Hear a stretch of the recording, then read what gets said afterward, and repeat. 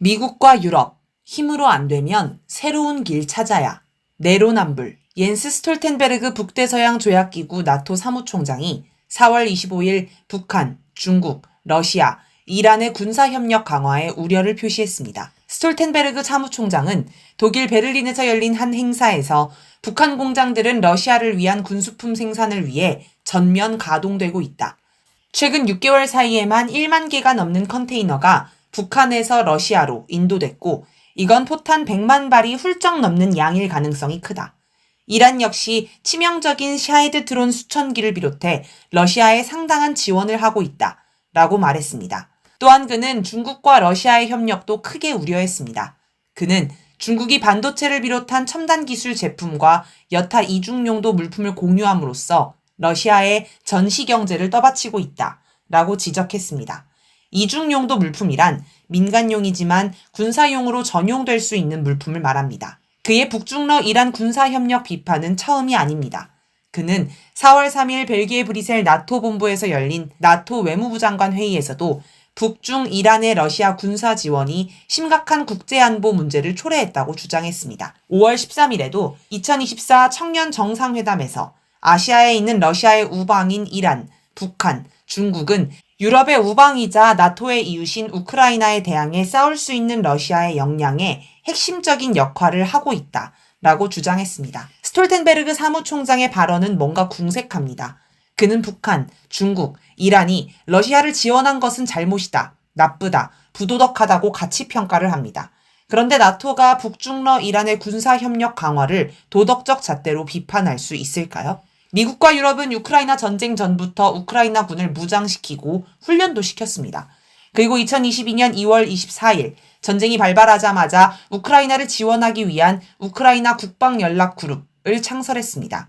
여기에는 나토 회원국 32개국과 한국을 포함한 기타 24개국이 가입했는데 2022년 4월 26일 첫 회의가 열렸습니다. 미국과 유럽 등은 이 그룹을 통해 우크라이나에 무기를 지원하고 있습니다. 독일의 킬 세계경제연구소에 따르면 미국이 우크라이나에 지원한 군사 원조는 전쟁이 처음 발발한 2022년 2월부터 2024년 1월까지 456억 달러에 달합니다. 여기에 최근 미국은 우크라이나에 608억 달러를 지원하는 법안을 통과시켜 추가로 우크라이나를 지원할 계획입니다. 이 법안이 통과되자 미국은 당장 우크라이나에 60억 달러 규모의 무기를 지원하기로 했습니다. 그러고도 부족했다고 여겼는지 미국 정부 당국자는 10일 4억 달러를 추가로 제공할 방침이라고 밝혔습니다. 심지어 미국은 탱크 배치 같은 소소한 문제까지 우크라이나와 협의하고 있습니다. 최근 미국 합참부의장 크리스토퍼 그레이디 제독은 기자들에게 미국이 우크라이나에 제공한 에이브럼스 M1A1 탱크를 당분간 최전선에서 빼고 우크라이나 측과 재배치 전술을 협의하고 있다고 말했습니다. 이유는 한 대에 1천만 달러나 하는 이 탱크가 500달러에 불과한 러시아의 무인기 공격에 기능을 제대로 발휘할 수 없기 때문이라고 합니다. 벌써 우크라이나에 제공한 31대의 에이브럼스 탱크 중 5대가 파괴되었고 그중 한 대는 러시아가 노획해 현재 모스크바에 전시하고 있습니다. 아무튼 미국, 유럽은 우크라이나와 군사협력을 해도 되고 북중 이란은 러시아와 군사협력을 하면 안 된다는 것은 이중 기준입니다. 양다리. 스톨텐베르그 사무총장은 중국은 서방과 좋은 관계를 원한다면서도 제2차 세계대전 이후 유럽에서 벌어진 최대 규모 무력 분쟁을 계속 부채질하고 있으며 이 두 가지는 동시에 할 수 없는 것이라고 말했습니다. 중국이 러시아와 서방 사이에 양다리를 걸치고 있다고 비판한 것입니다. 그런데 중국만 양다리를 걸치고 있는 걸까요? 세계 대부분의 나라는 국익을 기준으로 여러 나라와 복잡한 관계를 맺고 있습니다. 그 가운데는 미국, 유럽과 중국, 러시아 양쪽에 모두 다리를 걸친 경우도 많습니다. 인도는 미국과 쿼드라는 안보 동맹을 맺고 있으며 중국과는 국경 분쟁을 하고 있습니다. 그러나 우크라이나 전쟁에 관해 중립을 지키며 대러시아 제재를 거부하고 오히려 러시아와 경제 협력을 늘리고 있습니다. 인도는 러시아 천연가스를 싸게 수입해 다른 나라에 비싸게 파는 식으로 많은 이익을 남기고 있다고 합니다. 우크라이나 전쟁을 국익의 관점으로 대한 것입니다. 사실 인도는 전부터 러시아와 전략무기를 공동 개발하거나 임대하는 등 군사적으로 밀접한 관계를 맺어왔습니다. 튀르키예도 미국과 러시아 사이에서 줄타기하며 양다리를 걸치고 있습니다. 튀르키예는 나토 회원국이면서도 우크라이나 전쟁과 관련해 러시아를 적대하지 않으며 오히려 러시아와 우크라이나 사이에서 중재자를 자처하였습니다. 또 러시아에서 주요 무기를 구입하면서 동시에 미국에서도 무기를 구입하는 등 국익에 맞게 사안별로 다른 결정을 하며 독자 행보를 하고 있습니다. 사우디아라비아도 최근 전통 친미 국가에서 벗어나 외교의 폭을 넓히고 있습니다. 2018년 사우디 언론인 자말 카시쿠지 암살 사건을 계기로 미국이 사우디 인권 문제를 거론하고 2019년에는 후티 반군의 석유시설 공격을 미국이 제대로 막지 못하자 사우디는 미국 일변도의 대외 정책에서 탈피하였습니다. 중국의 중재로 이란과 관계 정상화를 한 것이 대표적인 사례입니다. 2019년 중국과 합동 해군 훈련을 하는 등 사우디는 중국과 매우 가깝게 지내고 있습니다. 또 테러 제재에 불참하고 러시아와 관계를 개선해 석유 공조를 하고 있습니다. 일본은 군사 외교 분야에서 철저히 미국의 요구를 따르며 미국을 대변합니다. 시라이 사토시 세이카대 교수는 2018년 펴낸 속국 민주주의론에서 2차 대전 후 미국이 일본의 천황이 되어버렸다 라고 주장하며 일본은 미국의 속국이라고 주장했습니다. 그 정도로 일본은 철저히 미국 편입니다.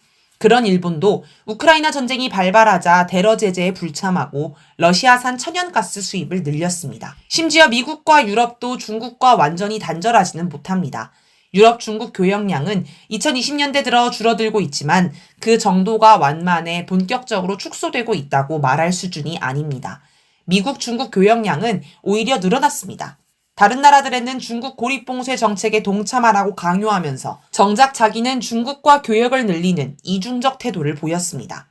이처럼 모든 나라가 국익을 위해 양다리를 걸칩니다.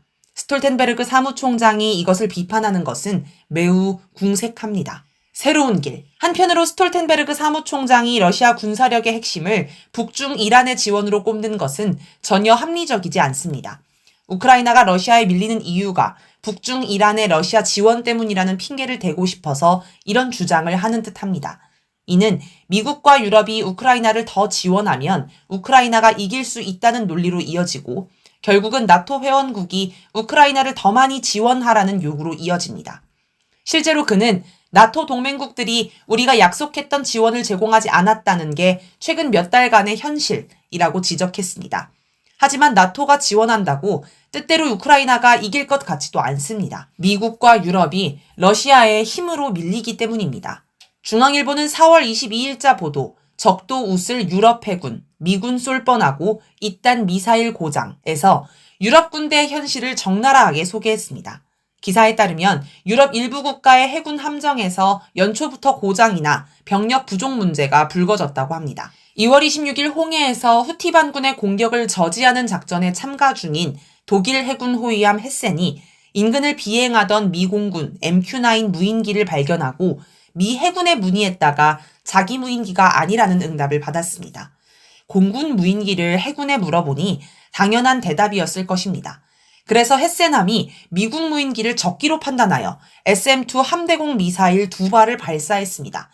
그런데 다행이라고 해야 할지 미사일이 모두 오작동으로 불발했습니다. 4월 4일 발트해 인근에서 훈련 중이던 덴마크 해군의 호위함 닐스주엘에서 함대함 미사일 하푼의 발사대가 오작동을 일으키는 사고도 있었습니다. 훈련 해역은 하루 수만 척 이상의 선박이 지나가는 해협인데 덴마크 정부는 미사일 오작동 후 인근 선박들에 이 해협을 지나지 말라고 경고했다고 합니다. 이 밖에도 여러 문제가 이 기사에 등장합니다. 독일 싱크탱크인 대외관계위원회 크리스타인 웰링 부회장은 이런 유럽 군대를 분재 군대라고 표현하며 수십 년간 예쁜 묘목을 가꾸듯 군대를 만들어 식물 군대로 전락했다고 비판했습니다. 반면 러시아 국방력은 계속해서 성장하고 있는 것으로 보입니다. 최근에는 러시아가 엄청난 양의 무기를 생산하고 있다는 내용이 나왔습니다. 보리스 피스토리우스 독일 국방부 장관은 4월 25일 독일 공영방송 아에르데 인터뷰에서 러시아는 우크라이나에서 필요한 것보다 더 많은 무기를 생산하고 있다 라면서 제조된 제품 대부분을 우크라이나 최전선으로 보내지 않고 창고로 보낸다 라고 했습니다. 우크라이나는 미국과 유럽의 무기 지원을 받으면서도 무기 부족을 호소하는데 러시아는 필요한 것보다 더 많은 무기를 만들어 창고에 비축하고 있다는 말입니다. 미국과 유럽이 기가 막혀 할 일입니다. 미국, 유럽이 러시아를 힘에서 압도하였다면 이런 문제에 봉착하지는 않았을 것입니다. 힘으로 안 되면 새로운 길을 찾아보는 것도 하나의 방법일 것입니다. 새로운 길은 공존의 길입니다.